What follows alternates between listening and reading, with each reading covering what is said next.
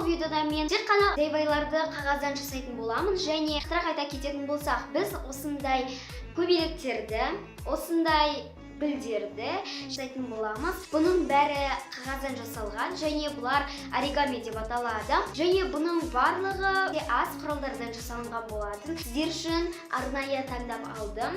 Бізге қағаздар, қайшы және скотч немесе клей керек болады. Осындай аз нәрселерден керемет жасау сіздерге қызық болатын болса, онда біз бастаймыз. Алдымен біз көбелектерді жасайтын боламыз.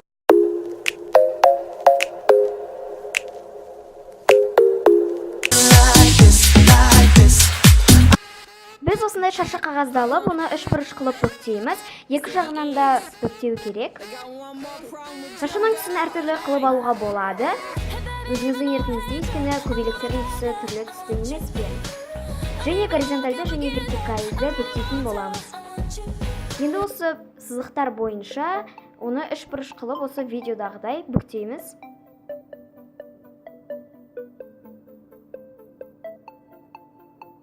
Содан кейін оның екеуін де бір жаққа жинап алып, ұшын қайшымен кесіп тастаймыз.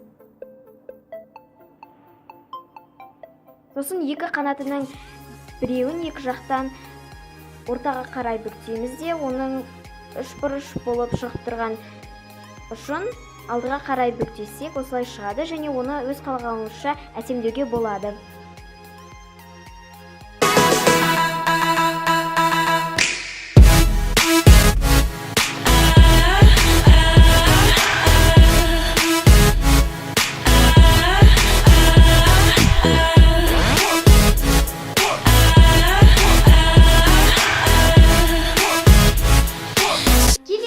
Біз өте әдемі гүлдерді жасайтын боламыз.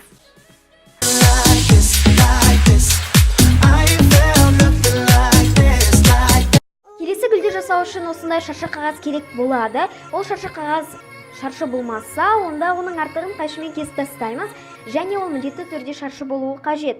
Осы шаршының екі қанатын ішке қарай бүктейміз. Осындай ромбик шығу керек, дәл осы видеодағыдай. Оның екі қанатын кезек-кезек ортаға қарай ашып, тең бөліп, осылай бүктейміз. Содан кейін оның шығып тұрған ұш жақтарын алдыңғы дәу үшбұрышқа ыңғайлап бүктеген кезде осылай шығады. Содан кейін оның екі қанатын екіге бүктейміз. Сосын екеуін бір-біріне қосқан кезде осындай гүлдің күлтелері шығады. Ол қалауыңызша жасауға болады.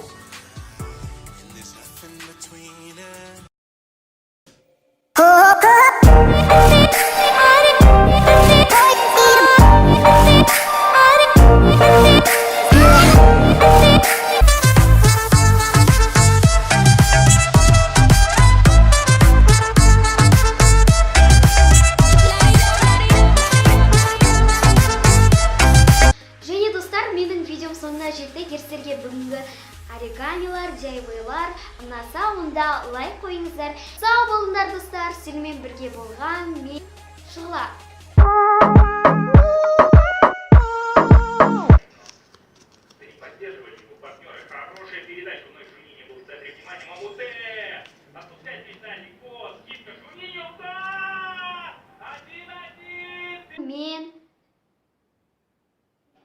Мен